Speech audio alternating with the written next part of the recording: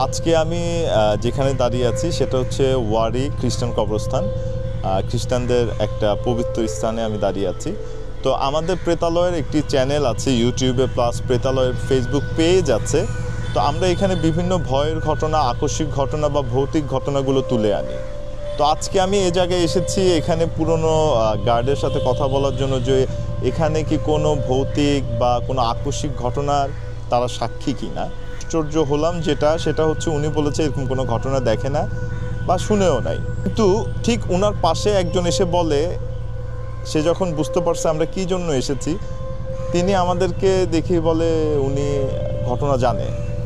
কিন্তু ওই চাচাকে আমরা অনেক রিকোয়েস্ট করছি যে বলেন, আমরা দরকার হলে আপনার ফেস দেখাবো না, আপনার কোনো সমস্যা নাই, কিন্তু উনি কোনো প্রকার কথাই আমাদের সাথে বলে নাই।